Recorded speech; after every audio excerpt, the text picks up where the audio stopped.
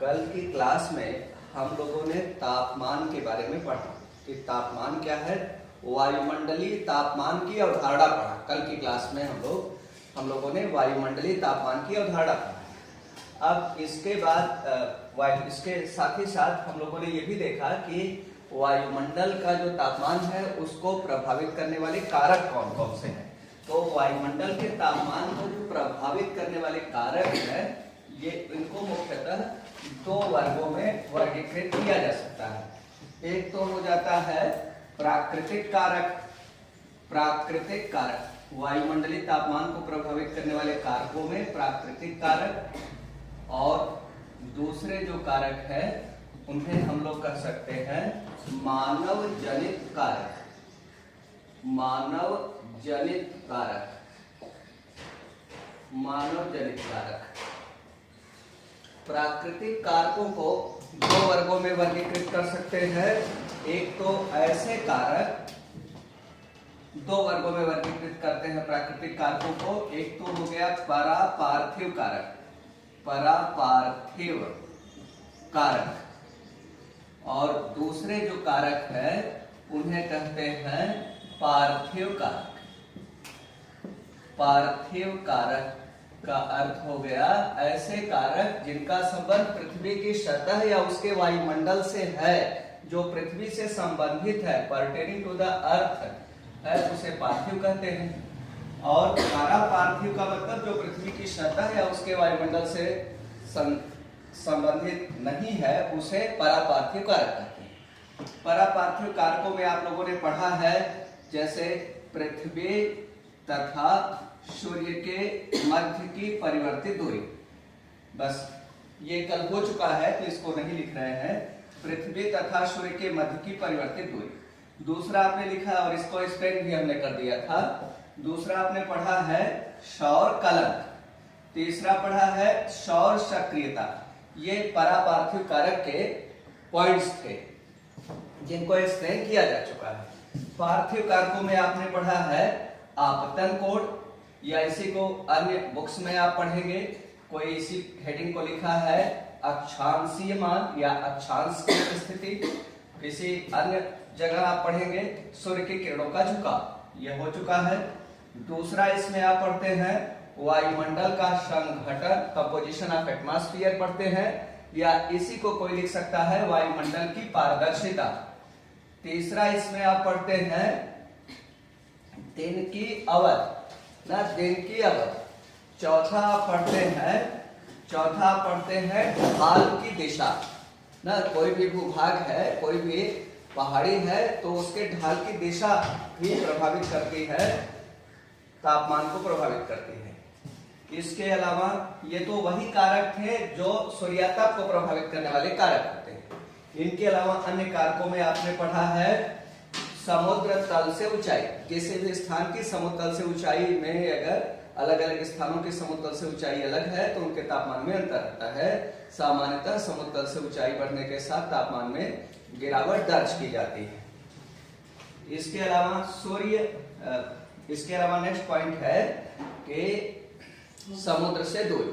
कोई वस्तु समुद्र के जितना नजदीक है उसमें समुद्र का समकारी प्रभाव होगा, उसमें तापांतर वहां पर कम होगा उस स्थान पर, और जो स्थान समुद्र से दूर होगा वहां पर महाद्वीपीयता का प्रभाव होगा, वहां तापांतर कम होता है।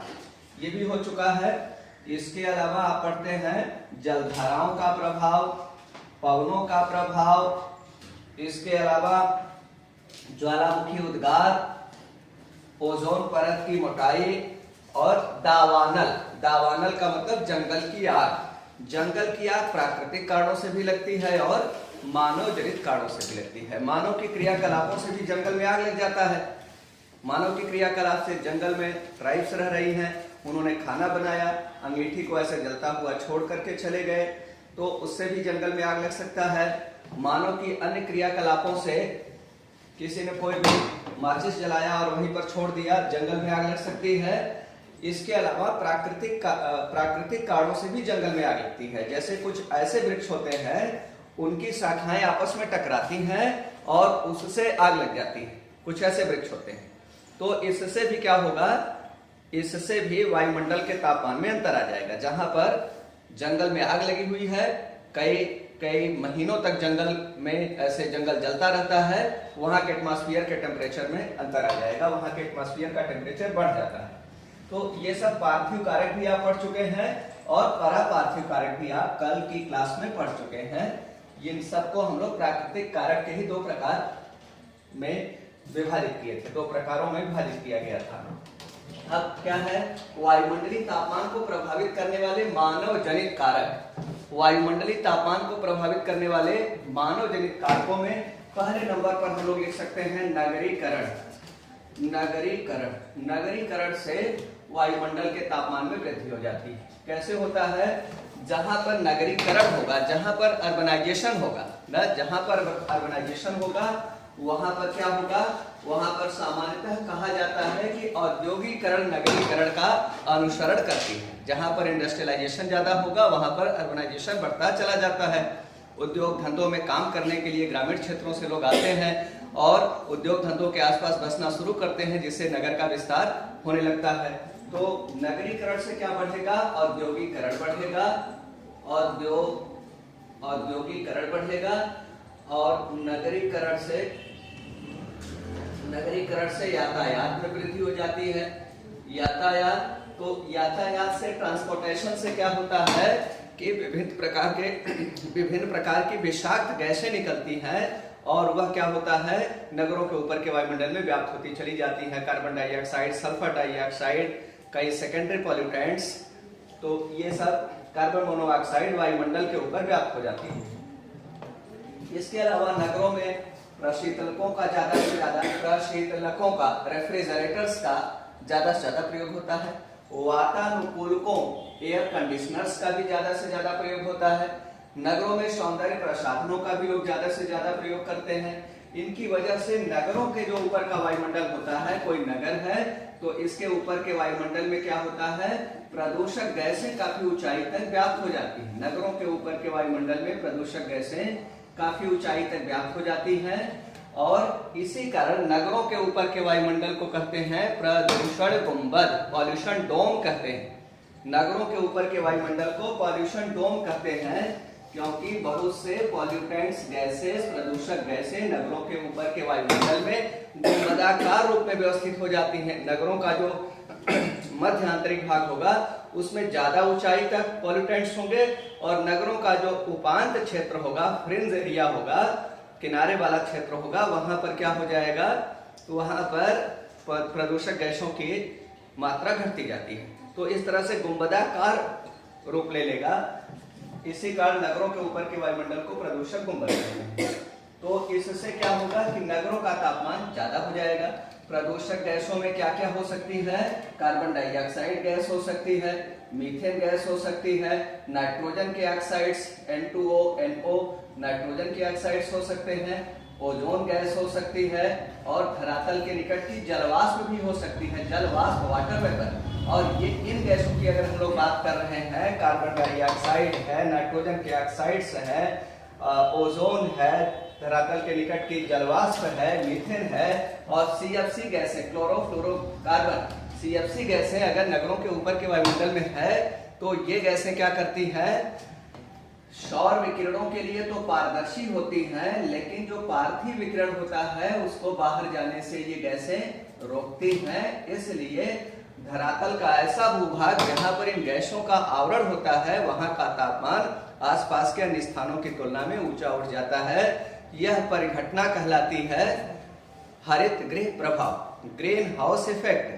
और इस प्रभाव के लिए जिम्मेदार गैसों को कहते हैं हरित गृह गैस, ग्रीन हाउस गैस। और ये अधिकांश ग्रीन हाउस गैस सभी नगरों के ऊपर के वायुमंडल में व्याप्त होती है, इसलिए नगरों का तापमान ज्यादा रहेगा। उनके आसपास का जो उपांत क्षेत्र है वहां का तापमान और कम होगा और जो ग्रामीण क्षेत्र है वहां का तापमान और कम हो जाएगा। तो ये है मानव जनित कारक। मानव जनित कारक में जैसे हम लोग अलग से लिख सकते हैं वनीकरण। वनीकरण, अगर कहीं पर वृक्षारोपण कर दिया जाए, धरातल वनस्पत विहीन हो और वहां पर वृक्षारोपण कर दिया जाए तो वहां के वायुमंडल के तापमान में अंतर आ जाएगा। उसका कारण क्या है? उसके कई कारण हो जाते हैं। एक तो वनस्पतियां क्या करती हैं, कार्बन डाइऑक्साइड का अवशोषण करती हैं और ऑक्सीजन का उत्सर्जन करती हैं, तो वहां के वायुमंडल में CO2 की मात्रा में कमी होने लगेगी। और CO2 है क्या? ग्रीन हाउस गैस है, तो ग्रीन हाउस प्रभाव वहां पर घटेगा। दूसरा वहां पर क्या होगा कि ये जो पेड़ पौधे हैं अगर किसी स्थान पर, तो उस स्थान पहले वो वीरान था और फिर वहां पर वनस्पतियों से आच्छादित हो गया, तो उस स्थान के एल्बिडो में अंतर आ जाएगा, क्योंकि वनस्पतियों से ढके हुए धरातल और वनस्पत विहीन धरातल दोनों के एल्बिडो में अंतर होगा। ये भी डिपेंड करता है कि किस प्रकार का वनीकरण किया गया है। सदाबहार वर्षा वन की स्थिति है वहां पर, या पतझड़ वन की स्थिति है, या वहां पर ग्रासलैंड्स ग्रो किया गया है, घास के मैदान विकसित किए गए हैं, इसके अनुसार वहां के तापमान में अंतर आ जाएगा। इसी तरह से हम लोग पुनर्वनीकरण को भी तापमान को प्रभावित करने वाले मानव जनित कारकों की श्रेणी में रख सकते हैं। पुनर्वनीकरण, रिफॉरेस्टेशन, कहीं पर जंगल था, उसका वन विनाश हो गया, जंगल को काट दिया गया, धरातल वनस्पत विहीन हो गया, तो वहां के तापमान में अंतर आया। दोबारा वहां पर वृक्षारोपण कर दिया जाएगा तो क्या हो जाएगा? पौधरोपण, वृक्षारोपण दोबारा किया गया तो वहां का तापमान फिर परिवर्तित हो जाएगा। पुनर्वनीकरण, वनीकरण और वन विनाश अगर हो गया, वन विनाश यह भी क्या करेगा? उस स्थान के तापमान को परिवर्तित कर देगा। वन विनाश भी सामान्यतः उस स्थान के तापमान को बढ़ा देगा और वनीकरण सामान्यतः उस स्थान के तापमान को कम कर देगा। लेकिन कम हो या ज्यादा हो, दोनों दशाओं में उस स्थान के तापमान में परिवर्तन आ रहा है। और तापमान में जो परिवर्तन है वही तो हम लोग पढ़ रहे हैं। वायुमंडल के तापमान को प्रभावित करने वाले कारकों में ऐसे भी कारक हैं जो वायुमंडल के तापमान को बढ़ा रहे हैं, और ऐसे भी कारक हो सकते हैं जो वायुमंडल के तापमान को घटा सकते हैं। इसके बाद क्या है कि जैसे इस स्थान पर परमाणु बम परीक्षण हो गया, परमाणु बम परीक्षण ये तो मानव जनित कारक है। मानव ने किसी स्थान पर, जैसे भारत में पोखरण में परमाणु बम का 2 बार परीक्षण हुआ है, तो जब परमाणु बम का परीक्षण होता है तो बहुत अधिक मात्रा में ऊष्मीय ऊर्जा का भी उत्सर्जन होता है, और जिससे उस स्थान विशेष के तापमान में समय विशेष में जब परमाणु बम का परीक्षण हुआ है उस समय के लिए वहां के तापमान में वृद्धि हो जाती है। इसी तरह से कहीं पर डायनामाइट का सीरियल ब्लास्ट कराया जाए, सीरियल ब्लास्ट ऑफ डायनामाइट, किसी पहाड़ी को बर्स्ट आउट करने के लिए, पहाड़ी को तोड़कर कंक्रीट प्राप्त करने के लिए, या पहाड़ी को तोड़कर वहां पर सड़कों का विस्तार करने के लिए क्या होता है? अगर डायनामाइट का विस्फोट करा दिया जाए तो क्या हो जाएगा? वहां के भी तापमान में परिवर्तन हो जाएगा। इस तरह से कहीं पर यातायात, नगरीकरण नहीं है लेकिन ग्रामीण क्षेत्र है या नगरीय क्षेत्र भी है, अगर वहां पर यातायात में वृद्धि हो जाए तो जो ट्रांसपोर्टेशन के साधन हैं वे सब क्या करते हैं? कार्बन मोनोऑक्साइड, कार्बन डाइऑक्साइड और बहुत से प्रदूषक गैसों का उत्सर्जन यातायात के साधनों द्वारा, व्हीकल्स आज से होता रहता है, ट्रक है, बस है या कार है या जो भी यातायात के साधन है ना, हवाई जहाज तक की, यहाँ तक कि ना हवाई जहाज भी धरातल से ही तो ऊपर जाएगा ना, रॉकेट भी पहले धरातल से ही तो ऊपर ऊंचाई पर जाएगा, तो कार्बन डाइऑक्साइड गैस का बहुत अधिक उत्सर्जन करता है रॉकेट, तो उससे क्या हो जाएगा? यातायात के साधनों में वृद्धि के साथ किसी स्थान के तापमान में वृद्धि हो जाती है। कहीं पर औद्योगिकरण होगा तो औद्योगिक चिमनियों से बहुत से प्रदूषक गैसें उत्सर्जित होती हैं, और औद्योगिक चिमनियों को बहुत ऊंचाई पर नहीं ले जाते हैं, औद्योगिक चिमनियों की ऊंचाई बहुत नहीं होती है, और उनसे उत्सर्जित जो गैसें होती हैं वो गैसें क्या होती हैं? वे गैसें होती हैं generally carbon dioxide, sulphur dioxide, nitrogen के ऑक्साइड, तो या CFC, क्लोरोफ्लोरोकार्बन, इनके बहुत से कंपाउंड्स होते हैं। तो ये गैसें क्या होती हैं? सामान्य वायु से भारी होती हैं। जैसे अगर आप सल्फर डाइऑक्साइड का ही परमाणु भार निकालिए तो सल्फर का परमाणु भार कितना हो जाएगा? सल्फर का 32 और ऑक्सीजन का 16 और O2 है तो 16 16 32 कितना हो गया? 64 हो गया ना। सल्फर डाइऑक्साइड का परमाणु भार 64 एटॉमिक मास यूनिट AMU हो जाएगा। लेकिन अगर आप नाइट्रोजन, सामान्य वायु में क्या होता है? नाइट्रोजन है, ऑक्सीजन है, नाइट्रोजन का परमाणु भार, अणु भार, नाइट्रोजन का अणु भार कितना हो जाएगा? परमाणु भार इसका 14 है, तो अणु भार हो जाएगा 14 दूना 28 एटॉमिक मास यूनिट। और ऑक्सीजन का कितना हो जाएगा, 16 होता है इसका परमाणु भार, तो अणु भार 16 दूना 32 एटॉमिक मास यूनिट। तो यही सामान्य वायु में नाइट्रोजन और ऑक्सीजन ही तो सबसे ज्यादा है।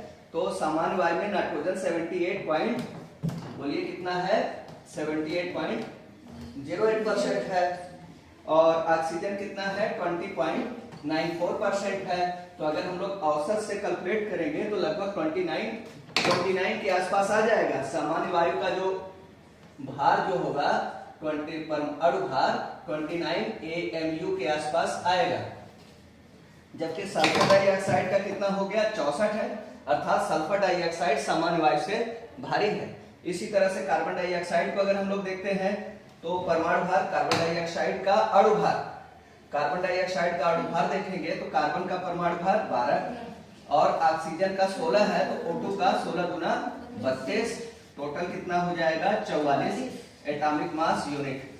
तो 44 एटॉमिक मास यूनिट है कार्बन डाइऑक्साइड का, जबकि सामान्य वायु का 29 AMU है तो के आसपास है। तो क्या हो जाएगा, कार्बन डाइऑक्साइड है, सल्फर डाइऑक्साइड है, CFC से निर्मित बहुत से कंपाउंड्स है, फ्रियान 11, फ्रियान 12, ये सब सामान्य वायु से भारी होते हैं। तो औद्योगिक चिमनियों से कुछ ऊंचाई पर अगर इनको विसर्जित किया जाता है या डिस्चार्ज किया जाता है, छोड़ा जाता है वायुमंडल में, तभी ये क्या होता है, वायुमंडल में ज्यादा ऊंचाई पे नहीं जाते बल्कि वायुमंडल के निचले भागों में आकर के व्याप्त हो जाते हैं, धरातल के निकट आकर व्याप्त हो जाते हैं, और जिसकी वजह से क्या हो जाएगा, वहां के तापमान में वृद्धि हो जाएगी, क्योंकि इनमें से अधिकांश गैसें ऐसी होती हैं जो क्या होती हैं, हरित गृह प्रभाव उत्पन्न करती हैं। जैसे कार्बन डाइऑक्साइड है, मीथेन है, CFC है, नाइट्रोजन के ऑक्साइड्स हैं, ये सब क्या करेंगे, हरित गृह प्रभाव जनरेट करते हैं, जिसकी वजह से क्या हो जाएगा, वहां के तापमान में वृद्धि हो जाएगा। और इस प्रकार तापमान को प्रभावित करने वाले ये प्रमुख मानवजनित कारक है। मानव की जनसंख्या भी अगर बढ़ रही है तब भी क्या होगा, वायुमंडल के तापमान में वृद्धि हो सकती है, क्योंकि मानव की जनसंख्या बढ़ेगी तो क्या होगा, यातायात में वृद्धि हो जाएगा। मानव अपने कृषि कार्य करने के लिए या क्या करने के लिए बताइए, मानव की क्रियाकलापों द्वारा क्या होगा, वन विनाश बढ़ेगा। जनसंख्या बढ़ेगा तो जनसंख्या बढ़ेगी तो वन विनाश भी बढ़ेगा। कहा जाता है कि अगर संपूर्ण धरातल को 25 वर्षों के लिए मानव विहीन कर दिया जाए तो संपूर्ण धरातल वनाच्छादित हो जाएगा, वनस्पतियों से ढक जाएगा। तो क्या होगा कि मानव की जब जनसंख्या में वृद्धि हो रही है तो उससे तापमान में वृद्धि हो जाती है। उसके कई कारण होते हैं। मानव की जनसंख्या वृद्धि के साथ धरातल का वनस्पत विहीन होने की प्रक्रिया तेज हो जाती है। मानव जनसंख्या बढ़ने के साथ यातायात, औद्योगिकरण, नगरीकरण में वृद्धि हो सकती है, जिसके कारण जनसंख्या में वृद्धि हो सकती है। और मानव स्वयं अपने रेस्पिरेशन प्रोसेस में CO2 का उत्सर्जन और ऑक्सीजन का क्या करता है, ऑक्सीजन को इनहेल करता है और CO2 को एक्सहेल करता है। इस प्रोसेस में भी वो ग्रीन हाउस गैस को वायुमंडल में भेज रहा है, और वायुमंडल की जो ऑक्सीजन है उसको अपने फोटोसिंथेसिस तो मानव करता नहीं है। मानव क्या करेगा, मानव ऑक्सीजन लेकर के उसके सेल के अंदर माइटोकॉन्ड्रिया में जो खाद्य पदार्थ हैं तो उनसे रिएक्शन होगा, और जो सेल का पावर हाउस किसको कहते हैं, माइटोकॉन्ड्रिया को, वहां पर ATP में ऊर्जा का निर्माण करेगा मानव। तो इस प्रोसेस में ऑक्सीजन उपभोग में आती है और फिर CO2 निकलती है इस रिएक्शन में, केमिकल रिएक्शन में। तो मानव भी क्या करेगा, वायुमंडल में ऑक्सीजन की डाइऑक्साइड की मात्रा को बढ़ाएगा। ये तापमान को प्रभावित करने वाले प्रमुख कारक हो गए। तापमान को प्रभावित करने वाले प्रमुख कारकों में आपने पढ़ा है। अच्छा, मानव जनित कारकों में कुछ और भी आप जोड़ सकते हैं। मानव जनित कारकों में जैसे एग्रीकल्चर है, कृषि है, तो कृषि से भी क्या होगा, धरातल के तापमान में अंतर आएगा। जो लोग ग्रामीण क्षेत्रों में रहे हों, आप लोगों ने अनुभव किया होगा कि एक खेत है और उसमें फसलें हैं, दूसरा खेत है उसमें फसलें नहीं हैं। दोनों खेतों में अगर आप खड़े होकर के देख लीजिए, आप अपने स्किन से ही टेम्परेचर का अनुभव करिए, तो आप देखते होंगे कि जो फसल वाला खेत है उसके टेम्परेचर में और ऐसा खेत जिसमें फसलें नहीं है, दोनों के टेम्परेचर में अंतर आपको मिलता होगा। दिन के समय आप जनरली देखेंगे तो फोटोसिंथेसिस की प्रक्रिया होती रहती है, इसलिए वो वाला खेत जिसमें फसल नहीं है उसमें दिन के समय आपको थोड़ा तापमान ज्यादा लगेगा और रात्रि और फसल वाले खेत में तापमान थोड़ा कम लगेगा, क्योंकि वहां ऑक्सीजन का उत्सर्जन हो रहा है। लेकिन रात्रि के समय क्या होता है कि पेड़ पौधे वनस्पतियां भी फोटोसिंथेसिस तो बंद कर देती हैं, लेकिन रेस्पिरेशन की उनकी प्रक्रिया जारी रहती है। और कोई भी लिविंग बीइंग हो, चाहे वो जंतु हो चाहे वनस्पति हो, अपने रेस्पिरेशन में क्या करता है, श्वसन प्रक्रिया में CO2 को ही लेता है और ऑक्सीजन को बाहर निकालता है। तो रात्रि के समय जो वनस्पतियां हैं, जो फसल वाला खेत है, उसमें रेस्पिरेशन के कारण, श्वसन के कारण CO2 का वनस्पतियां उत्सर्जन करती हैं, जिसकी वजह से खेत जिसमें वनस्पतियां जिसमें क्या है, फसल है, उसमें तापमान आपको ज्यादा महसूस होगा और ऐसा खेत जिसमें फसल नहीं है उसमें तापमान कम महसूस होगा। तो इसका मतलब क्या है कि कृषि भी तापमान को प्रभावित करने वाला एक कारक है। कोई ऐसा खेत है जिसमें किसान ने सिंचाई किया है और कोई ऐसा खेत है जिसमें सिंचाई नहीं हुई है, दोनों के तापमान में आप देखिए आपको अंतर महसूस होगा। आप जानते ही हैं कोहरे से बचने के लिए क्या करता है वो, कोहरे की स्थिति से बचने के लिए, दुष्प्रभाव से बचने के लिए किसान क्या कर देते हैं, उनको लगता है कि कल सुबह कोहरा अधिक पड़ सकता है तो वो शाम को खेत की सिंचाई या सुबह के ही समय खेत की सिंचाई कर देंगे या रात्रि में खेत की सिंचाई कर देते हैं। जिससे क्या होगा, खेत की सिंचाई हो जाने से जल की विशिष्ट उसमें बहुत ज्यादा रहती है और उनको वनस्पतियों के अंदर जो कैपिलरीज है उसमें जो जल पहुंचता है उसका तापमान आसपास से ऊंचा बना रहता है, जिससे उनकी तापमान कम होने से या उसको हम लोग कोहरा ही नहीं बल्कि बात हो रही है पाला या तुषार की दशा में। कोहरा भी कुछ फसलों के लिए लाभदायक है, कुछ फसलों के लिए कोहरा हानिकारक है। कोहरा लाभदायक हानिकारक दोनों है, कुछ फसलों के लिए यूजफुल है, कुछ फसलों के लिए हार्मफुल है। लेकिन जो पाला या तुषार है वो तो सभी फसलों के लिए हानिकारक है, पाला या तुषार। तो जनरली क्या होता है, कुछ जगहों पर कोहरा से भी बचने के लिए सिंचाई करते हैं और ज्यादा जगहों पर यह कार्य किया जाता है पाला या तुषार के दुष्प्रभाव से फसलों को बचाने के लिए। पाला या तुषार के दुष्प्रभाव से फसलों को बचाने के लिए किसान रात्रि में खेतों के फसलों की सिंचाई कर देता है। तो हम लोग ये तापमान को प्रभावित करने वाले कारक पढ़ रहे थे। अब हम लोग पढ़ेंगे तापीय व्युत्क्रमण। इसमें जो क्वेश्चंस है उसको हम लोग जितने भी आए हुए प्रश्न है या नए प्रश्न बन सकते हैं उनको हम लोग डिस्कस करेंगे। अब इसके बाद हम लोग पढ़ेंगे तापीय व्युत्क्रमणता।